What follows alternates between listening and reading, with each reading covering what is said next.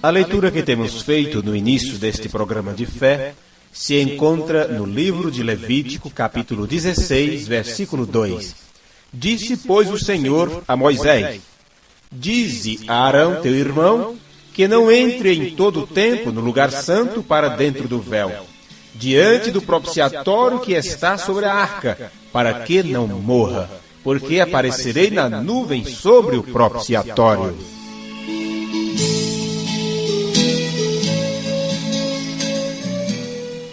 Ouvintes, este foi o recado que Deus mandou para Arão através de Moisés. Arão, como sumo sacerdote, não podia entrar todo o tempo, o entra e sai, diante do lugar santo, porque lá no lugar santo, detrás do véu, tinha o propiciatório. E em cima deste propiciatório era onde Deus aparecia e falava com Moisés. Você sabe o que significa o propiciatório? Você sabe para que ele foi feito? Qual a finalidade deste lugar chamado propiciatório?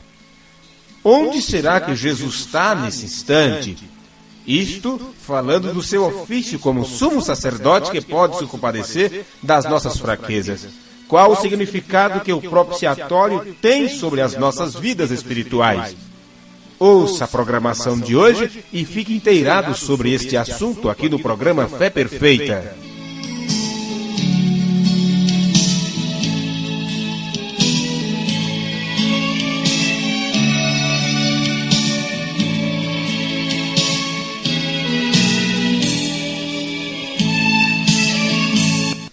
Propiciatório, a Bíblia deixa bem claro, é um lugar de misericórdia. Você pode pegar até o dicionário da língua portuguesa, você vai ver isso. Propiciatório é o lugar de misericórdia. Veja que posição Jesus está hoje. Ele está intercedendo no propiciatório, no lugar de misericórdia. Agora, você sabe que, para entendermos melhor o que é o propiciatório, nós temos que recorrer às Escrituras. Se você tem sua Bíblia ou deseja anotar, você encontra isso em Êxodo capítulo 37. Êxodo. É o segundo livro da Bíblia no Antigo Testamento. Êxodo capítulo 37. Para entendermos o que Jesus está fazendo, nós temos que ver como é que foi feita alguma coisa no passado. Êxodo capítulo 37. Nós vamos encontrar agora no versículo 6 ao 9. Aqui nós encontramos o propiciatório. Fez também de ouro puro o propiciatório, e seu comprimento era de 2,5 côvados. 2,5 côvados. E a sua largura de 1,5 côvado. Fez também 2 querubins de ouro, e de obra batida os fez, as 2 extremidades do propiciatório. Um querubim a uma extremidade desta banda, e o outro querubim a outra extremidade de outra banda. Do mesmo propiciatório fez sair os querubins às 2 extremidades dele. E os querubins estendiam as asas por cima, cobrindo com as suas asas o propiciatório, e os seus rostos estavam defronte um do outro. Os rostos dos querubins estavam virados para o propiciatório. Então nós encontramos agora no Antigo Testamento o que era o propiciatório. Agora veja bem. Este pequeno lugar agora, de 1,5 côvado e 1,5 côvado e poucas coisas, isto foi colocado no tabernáculo do Antigo Testamento, onde era ministrado as reuniões para o povo de Israel. Uma multidão tão grande dependiam daquele lugar, porque propiciatório é aquilo que aplaca a ira divina, é aquele lugar, é ali onde toda a ira de Deus, onde todo, digamos assim, toda a raiva de Deus contra o pecado, contra tudo mais, ou contra o povo quando peca ou comete algum deslize, quando desobedece, precisa-se então do propiciatório, porque ali está o lugar de misericórdia. Veja, Moisés, o povo pecou, o povo falhou, mata-os. Moisés se colocou na brecha, Moisés se fez de propiciatório e disse: Senhor, só se passar por cima do meu cadáver, em outras palavras, porque eu amo esse povo. Ora, se um homem poderia amar a essa altura, por que Deus não poderia amar então? Isso é o que é propiciatório. O lugar que aplaca a ira divina. Aplaca. O que é aplaca? Aplacar quer dizer abrandar, aquietar. Não importa o quanto Deus esteja irado. Precisa-se do próprio... E a Bíblia diz que Ele é um Deus que se ira todo dia. Porque nos enganamos com aquele velhinho, não é? Engraçado que eles fazem até o Papai Noel. E muitas crianças pensam até que Deus é daquele jeito. Velhinho barbudo, tudo mais. É diferente. A Bíblia, quando mostra a certa glória de sua pessoa, no livro de Apocalipse, no capítulo 1, a Bíblia diz que os seus olhos é chama, é como chama de fogo. É mais adiante o brilho do seu rosto, supera em milhões de vezes a luz do sol e tudo mais. A Bíblia diz que Ele é um Deus que se ira todo dia. No entanto, esse Deus tão poderoso, o propiciatório é o lugar que aplaca a sua ira. Bem, sabemos então o que é o propiciatório, como foi feito, do que foi feito, qual o tamanho. Agora, o que era feito neste lugar para poder aplacar a ira divina, nós encontramos no livro de Levítico, capítulo 16. É o terceiro livro da Bíblia. Levítico, capítulo 16, versículo 15. Nós encontramos agora o que era feito no propiciatório para aplacar a ira divina. Depois degolará o bode da expiação, que será para o povo, e trará o seu sangue para dentro do véu, porque isto é para os pecados do povo, porque o povo tinha pecado, precisava do sangue. E o lugar onde era colocado esse sangue era lá. E trará o seu sangue para dentro do véu, e fará com o seu sangue, como fez com o sangue do novilho, e o espargirá sobre o propiciatório. Mas que melequeira virava aquilo, gente? Todo de ouro batido. E pegava o sangue de animais, espargia e salpicava por cima. Sim, perante a face do propiciatório. Mas para que isso? Para que essa peça de ouro? Agora toda salpicada de sangue. Versículo 16 diz: assim fará expiação pelo santuário, por causa das imundícias dos filhos de Israel e das suas transgressões. Será que não transgredimos hoje? Será que não temos imundícias? E será que não precisamos do sangue, então, e desse lugar também de misericórdia? Assim fará expiação pelo santuário por causa das imundícias dos filhos de Israel e das suas transgressões, segundo todos os seus pecados, e assim fará para a tenda da congregação, que mora com eles no meio das suas imundícias.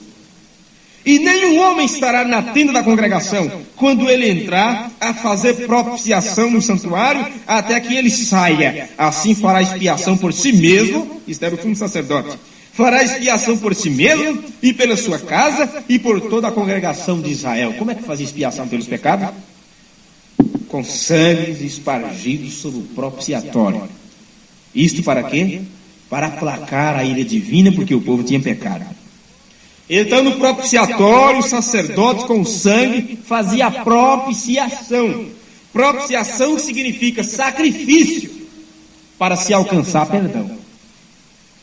Então, o que Jesus fez na cruz foi uma propiciação, porque Ele foi o cordeiro de sacrifício, para que nós, não para Ele alcançar perdão, mas para que nós pudéssemos ser perdoados de nossas imundícias e de nossas transgressões. Vem? Propiciação significa sacrifício para alcançar perdão. E isso era o que o sacerdote fazia, quando ele levava o sangue e espargia no propiciatório.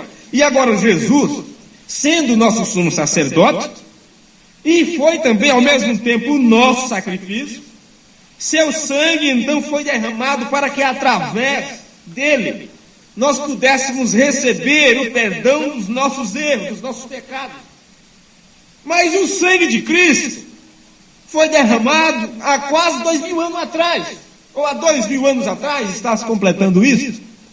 Continua tendo efeito até hoje? Sim. Se fomos eleitos pela presciência de Deus antes da fundação do mundo, na hora que Ele te elegeu, na hora que Ele te escolheu, o sangue já estava derramado por você. É isto que a Bíblia diz no livro de Apocalipse, que diz que os seus nomes foram escritos no livro da vida do Cordeiro. Quem é o Cordeiro? Aquele que João disse: eis o Cordeiro de Deus que tira o pecado do mundo. Então os seus nomes estão escritos no livro da vida do Cordeiro, que foi morto antes da fundação do mundo. Na mente, na presciência de Deus, quando Ele te elegeu, o sacrifício de Jesus Cristo já estava feito por você. Como você vai entender isso, eu não sei. Mas aconteceu há quase 2000 anos atrás, quando literalmente Ele veio e foi feita a propiciação. Bem, já está se passando quase 2000 anos. Mas Ele, onde está hoje? O que Jesus está fazendo hoje? Ele ainda continua no trono da intercessão, porque Ele é o Cordeiro sangrento. E se você ver no livro de Apocalipse, quando foi aberto os selos, João disse que quando ele olhou, vinha ali um cordeiro sangrento, como se tivesse sido morto, que estava continuado vivo. Um cordeiro imolado. O apóstolo Paulo, escrevendo no livro aos Romanos, capítulo 3, versículo 24. Romanos, capítulo 3, versículo 24. Vamos ver aqui bem rapidinho. Romanos, capítulo 3, versículo 24. Ele faz a seguinte, ele se expressa assim: sendo justificados gratuitamente pela sua graça, pela redenção que há em Cristo Jesus, ao qual Deus propôs para propiciação. Você sabe o que é propiciação? Isso quer dizer, ao qual Deus propôs ou entregou para sacrifício, para se alcançar perdão. Ao qual Deus propôs para propiciação pela fé no seu sangue, para demonstrar a sua justiça pela remissão dos pecados dantes cometidos sobre a paciência de Deus. Que coisa! Pecados dantes cometidos. Quando foi que começamos a pecar, gente? Desde quando fomos pecadores? Quando foi que iniciamos a pecar? O Davi disse: eis que em iniquidade fui formado e em pecado me concebeu minha mãe. Então, não é questão de esperarmos ficar maior de idade para poder pecar. Não tem pecado, meu filho não tem pecado nenhum. Que é isso? Não preciso nem orar para meus filhos, são tudo pequenos ainda. Davi disse, quando eu estava lá no ventre da minha mãe, ele chegou a dizer que Deus já sabia, contava cada osso, cada célula que estava sendo formada. Deus já sabia de tudo, já tinha designado tudo. E ele disse, lá eu fui formado em iniquidade. Então já precisava de sacrifício de Jesus, não precisava? Já precisava de propiciação. Sim, os pecados já dantes cometidos, Deus propôs a Cristo, a ungido, para a propiciação por nossos pecados. Aí o apóstolo São João, mais uma vez São João, na sua primeira carta, no capítulo 4, versículo 10, ele diz assim, nisto está o amor. Em que está o amor? Aí você leva novamente para o livro de João, no capítulo 3, versículo 16, quando ele diz, Deus amou o mundo de tal maneira que deu seu Filho unigênito. Não é o primogênito, porque não teve, porque não existe primeiro ou segundo, essas coisas todas. Unigênito é único, ele é o único Deus verdadeiro. Deus se fez carne e habitou entre nós, por isso foi chamado de Filho. Então ele diz, Deus amou o mundo de tal maneira que deu seu Filho unigênito para que todo aquele que nele crê não pereça, mas tenha a vida eterna. E aqui, em 1 João capítulo 4, versículo 10 está escrito. E aqui, em 1 João capítulo 4, versículo 10 está escrito, nisto está o amor. Não em que nós tenhamos amado a Deus. Quando foi que você amou a Deus? Nisto está o amor, não que você amou a Deus, mas Ele nos amou primeiro e enviou seu Filho para a propiciação pelos nossos pecados. Aleluia! Quantos anos você tem? 20 anos? 30 anos? 40 anos? Quando foi que Deus começou a te amar? Ora, Ele enviou, Ele veio a esse mundo, se fez propiciação por amor a você. Mas quando foi que você começou a viver, então? Quando foi que você cometeu o primeiro pecado? E desde ele já morreu por você. É nisso que está o amor. E se você ainda desejasse mais Bíblias sobre essa questão, sobre esse mesmo assunto, João, aquele discípulo amado, ele ainda disse no seu capítulo 2, versículo 2, E ele, Jesus Cristo, é a propiciação por nossos pecados. E isso foi feito antes de você sonhar, antes de você pensar, antes de você falar a primeira mentira, antes de você dizer eu amo a Jesus, antes de você dizer eu aceito, antes de você ter consciência de que cometeu o seu primeiro deslize, ele já tinha derramado seu sangue dizendo eu te perdoo. Só Deus pode fazer isso. Alguém que faz uma coisa contra você, faz uma cara feia contra você, vai pedir perdão e você baixa a cabeça e diz, eu não vou dar o braço a torcer, não é? Fulano não deu as horas para mim, eu também não dou. Ciclano não falou comigo, eu também não falo. Não é assim? Eu não vou dar o braço a torcer. E se a pessoa chega, desculpa, eu fiz alguma coisa, eu não queria fazer isso, você ainda colocamos tantas dificuldades. Mas ele é rico em misericórdia. Ele, antes de você ter consciência de que cometeu o seu primeiro pecado, o propiciatório já estava pronto, já tinha sangue nele, ele dizendo, aqui está, a minha ira contra você, quando você pecar, já está aplacada aqui no lugar que se aplaca a ira divina no propiciatório. Só Deus pode fazer isso, porque Ele é infinito. Nós não fazemos nada por isso que Deus fez tanto por nós. Tudo isso para sermos perfeitos. E nós sabemos perfeitamente que nós não temos condição própria para subir aqueles degraus, porque essa é a exigência de Deus para os nossos dias. Essa é a mensagem da hora, é a pirâmide, é os degraus para subirmos. Essa é a essência da mensagem do profeta de Deus. Essa é a mensagem do irmão Branham. É para que a noiva assuma a sua posição, cada membro assuma a sua posição no corpo de Cristo, reconhecendo o que Deus fez, e suba estes degraus, para ficar no lugar exigido por Deus, porque caso contrário não haverá subida se não estivermos naquele lugar. E você sabe que você não tem condição própria para subir os degraus da perfeição. Você não tem condição. E o profeta afirma, já sabendo disso, Deus já sabendo de temor, ele já deixou escrito, a perfeição da noiva é por representação. É Jesus que te representa como perfeito. Você sabe que José do Egito foi quem representou, foi um tipo de Cristo como perfeito. E a palavra perfeito quer dizer sem defeito, sem mancha, sem ruga, sem sombra de variações. José do Egito foi quem representou a Jesus como perfeito.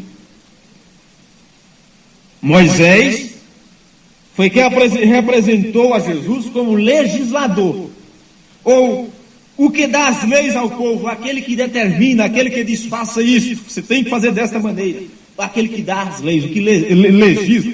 Moisés apresentou Jesus como legislador. E assim como por um só homem, Adão, entrou o pecado no mundo, veio, por um só homem, Jesus Cristo, veio a remissão pelos pecados. Não precisa de mais outro. Não precisa de uma Maria, não precisa de uma Joana, não precisa de um São Sebastião, não precisa de um Santo Onofre, não precisa de nada. O pecado entrou por um só homem. Teria que sair também por um só homem também. Jesus Cristo. E como Adão representa os pecadores, como Adão representa a humanidade como pecadores imundos, Cristo nos representa como perfeito. A vida de Adão diz toda a humanidade está perdida. Todos pecaram. Todos são minha descendência, todos são minha descendência, todos estão na mesma vida miserável que eu. Jesus vem e diz, eu represento todos eles como perfeito nos céus. Aleluia! É isso que está escrito, isso é a Bíblia aberta diante de nós, é a Bíblia revelada. Então Deus não pode te ver como eu te vejo. Conhecemos um ao outro, sabemos as carícias que fazemos, conhecemos a vida um do outro, sabemos os defeitos, e mesmo que eu não te conheça, mas eu conhecendo a mim, eu sei do que você é capaz, que eu sei até onde eu vou. Como homem, você como mulher, sabe que não tem ninguém melhor do que ninguém é maior do que o outro, conhecemos as nossas limitações. E se Deus fosse ver o irmão Domingos do jeito que você me vê, do jeito que o irmão José Heleno me vê, do jeito que a irmã Maria me vê, do jeito que o irmão Admilton me vê, Deus já teria me destruído há muito tempo e não restaria nem cinza da minha carcaça. Se Deus fosse olhar para você como eu vejo, como nós olhamos um para o outro, há muito que já teríamos sido consumidos. Mas como é Cristo que nos representa, Deus só ver a sua igreja. O grande Deus que se encarnou, ele não pode olhar para a sua igreja sem antes olhar para o que aconteceu na cruz. Vem? Aí está a diferença. Ele só nos olha através do sacrifício que ele veio efetuar. Quando ele olha para a sua igreja, ele olha para o sacrifício. Houve um sangue que foi derramado por você. E é por isso que mesmo assim, você sempre ferindo a Deus, sempre nós ferindo a Deus com nossas vidas, com nossas atitudes, ele permanece no propiciatório, dizendo: eu estou aqui intercedendo por eles, representando por eles, porque eles são minha possessão e eu os tenho comprado. Eu os tenho comprado e será mantido até aquele momento quando eu for requerer a compra, requerer os meus eleitos. Isso é quando o livro for selado e se está nos selos, quando ele levantar do trono da intercessão e vir requerer a sua herança, e dizer: eu vim buscar os meus. Até lá, ele tem que permanecer nesse lugar que aplaca a ira divina nos céus, no propiciatório, no lugar da intercessão. Por quê? Ele só olha então para você através do sacrifício. Isto cientificamente comprovado, que você pegando um leite vermelho, olhando para algo vermelho que tiver por trás, aquilo que está lá fica branco. Você vê aquilo branco, alvo, não vê vermelho. A cor vermelha some quando você olha através da lente vermelha. Então, quando os nossos pecados vermelhos como escarlate, porque é isso que está escrito no livro de Jeremias, creio que é Jeremias ou é Isaías, ainda que os vossos pecados sejam vermelhos como carmesim, eles se tornarão branco como a lã. Aleluia! É isso! Então, quando os nossos pecados vermelhos como escarlate têm olhado através do sangue de Jesus Cristo, eles ficam brancos. Deus vê a sua igreja sem mancha, sem ruga, sem nada. E você sabe, como eu já comentei, que o apóstolo João, que escreveu endereçado a filhinhos, ele contemplou a morte de Jesus e ele viu a cada gota daquele sangue sendo derramado. No lugar das barbas que foi arrancado, no lugar daqueles espinhos, com mais de polegadas de comprimento, aqueles chicotes romanos que dilaceraram as costas do Senhor. João podia ver cada uma daquelas feridas abertas, nos pregos, nas mãos, nos pés, e o sangue gotejando pelo madeiro, descendo ali pela água, pelo chão, e choveu naquele momento, houve tempestade, houve tudo, o sangue se misturava com a água descendo por ali abaixo, e João contemplou aquele sangue derramado. E João sabia perfeitamente que aquele sangue era a compra, era a única coisa que poderia nos comprar, que poderia nos levar de volta para Deus. E é justamente por isso que João podia dizer: não importa agora o que aconteça, não importa quantas vezes você pecou, não importa quantas coisas você fez, tudo o que você tem que fazer é se achegar pela fé aos pés da cruz e se confessar a Ele. E o sangue de Jesus Cristo, seu Filho, nos purifica de todo o pecado. Aleluia! Isso está em 1 João capítulo 1, versículo 7. Porque João viu aquele sangue derramado, ele sabia. Por isso que ele podia dizer: o sangue de Jesus Cristo, o seu Filho, nos purifica de todo o pecado. Não sei se vocês lembram uma vez, quando estávamos na outra, quando a igreja era lá no outro bairro, e eu preguei sobre o trono de misericórdia e lugar de intercessão. Trono de misericórdia e lugar de intercessão. E nós comentamos que Jesus continua intercedendo por nós. Ele continua sangrando, nós não sabemos até quando, pois estamos esperando que Ele se levante do trono da intercessão para vir nos buscar. É por isso que quando isso acontece, quando Ele sai do trono da intercessão, do trono, o que não é outra coisa a não ser o trono da graça, aquele mesmo lugar se torna no tribunal de julgamento. Quando João olhou, não tinha ali propiciatório para aplacar a ira divina. O que ele viu foi fumaça, foi relâmpagos e trovões que saíram do trono. Porque aquele lugar se torna então no tribunal do julgamento, porque a intercessão acabou. O último eleito entrou pelas portas. É por isso que nós não cessamos de lutar. É por isso que nós não podemos parar de ficar acomodados. Alguma pessoa ainda tem que vir. Alguma pessoa ainda vem até, nós dependemos desses, além de nós dependermos de mudanças de atitude, de mudanças em nossas vidas, nós dependemos também daqueles que ainda hão de aceitar, hão de crer. E a Bíblia diz, como eles vão crer se não tiver quem pregue? Como eles vão aceitar se não tiver quem mostre? Como eles vão ver essas coisas se ninguém mostrar, se ninguém trazer, se ninguém explicar, se ninguém convidar, se ninguém mostrar onde está a verdade? E até aqueles que já foram, até aqueles que já partiram, estão dependendo de nós, estão dependendo daqueles que ainda vão vir, porque a Bíblia depois se fala em Hebreus capítulo 11 de todos aqueles homens de Moisés, Abraão, Davi, Jefté e todos os homens do passado. Ele disse, sem nós, eles não serão aperfeiçoados, estão dependendo de nós, estão dependendo de nós. Então é por isso que nós não podemos de maneira alguma ficarmos de braços cruzados, acomodados, porque muita coisa ainda tem que ser feita. Essa muita coisa para ser feita pode ser para buscar apenas um que precisa vir ainda. Vem? Pode ser apenas para isso, para buscar mais um, porque ele não vai sair do trono da intercessão enquanto todos os seus eleitos não tiverem entrado. Porque depois que ele se levantar, acaba-se a graça, acaba-se a misericórdia, e aquele lugar se transforma no tribunal de julgamento. É quando ele se levanta do trono da intercessão e vem requerer os seus. Vem buscar então aqueles que ele redimiu. Enquanto não chegar esse dia, nós vamos continuar esperando. É por isso que nós temos que estar ali também, na paciência, no quinto degrau. Paciência com Deus, esperando o tempo de Deus. Nós estamos justamente nisso, num tempo de espera. E Hebreus capítulo 10, versículo 36 diz, porque você necessita de paciência, para depois de haver desfeitos a vontade de Deus, possais alcançar a promessa. E enquanto a promessa não é alcançada, nós temos que continuar lutando. Não importa se somos feridos na batalha, não importa se somos pisoteados, se alguém nos derruba. O bom soldado não é aquele que consegue chegar no final sem se ferir. Não, é aquele que enfrenta toda a batalha e não foge, não escapa, não corre. É isso que a Bíblia diz, que temos que continuar resistindo o diabo, lutando constantemente.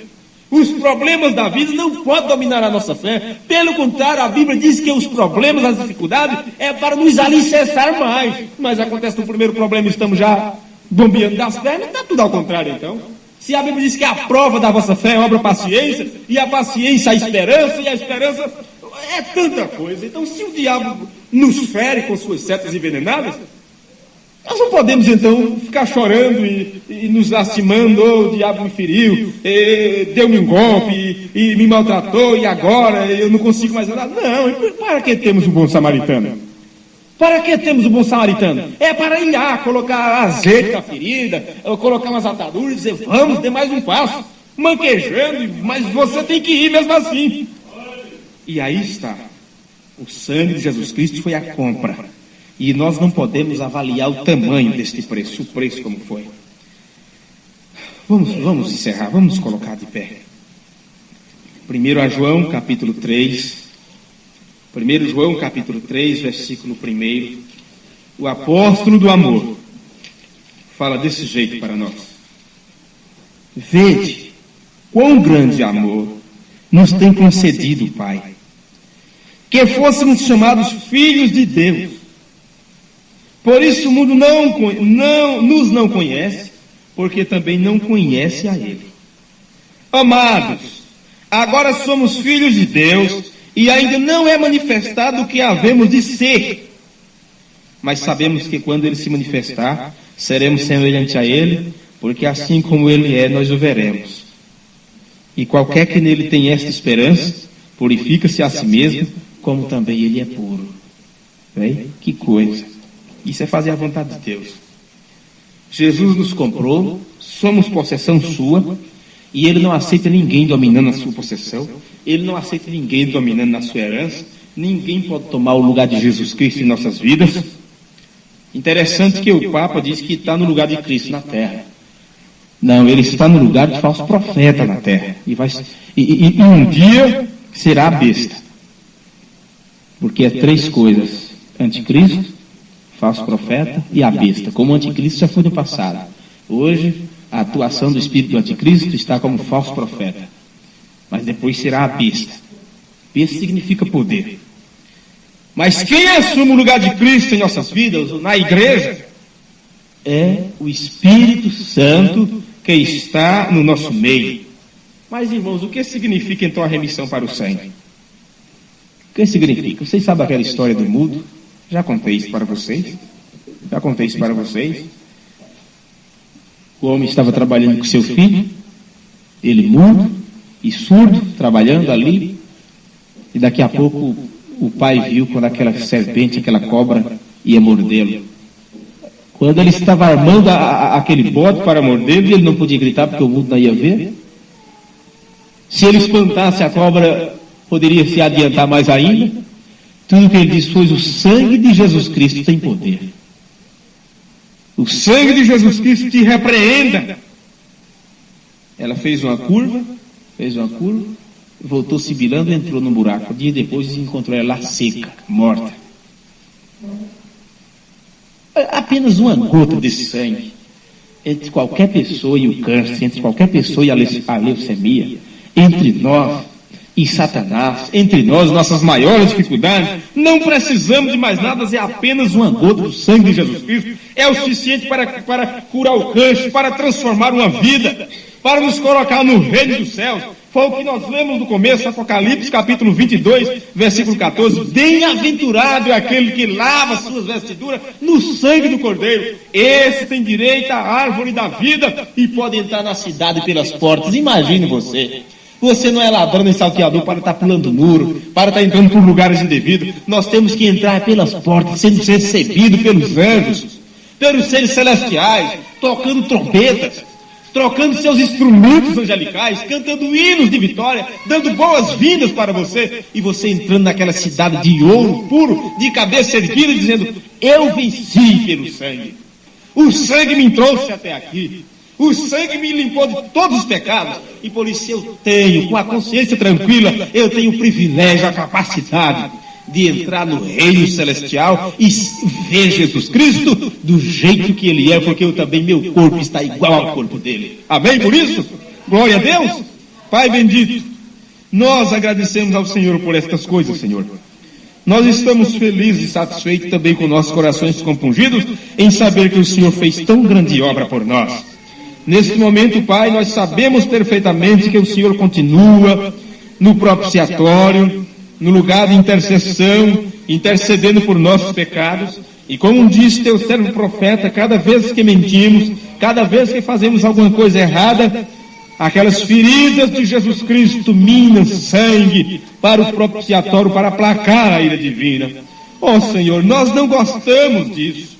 Nós não nos sentimos bem, sabemos que continuamos fazendo o Senhor sofrer. Pedimos que o Senhor tenha misericórdia de nós. E assim como nós temos paciência para esperar o teu tempo, o Senhor tem paciência conosco também, esperando o nosso crescimento e o nosso amadurecimento, para subirmos os degraus, ó Deus, das 7 virtudes do Cordeiro, para que possamos, ó Deus, ficar numa posição a tal ponto do Senhor dizer: eles estão prontos para ser buscados, eles estão prontos para vir morar comigo. Nós dependemos da tua ajuda e precisamos do Senhor para isso. E nos colocamos à tua disposição nesta manhã, Senhor, pedindo que o Senhor tenha misericórdia de nós e nos aceite no teu reino como filhos e filhas do Senhor, não porque merecemos, mas porque reconhecemos o teu sacrifício e sabemos o tanto que o Senhor é um advogado, é um Pai amoroso que cuida de nós. Nós queremos te agradecer de todo o coração, Senhor, no nome de Jesus Cristo. Amém, Jesus. Amém.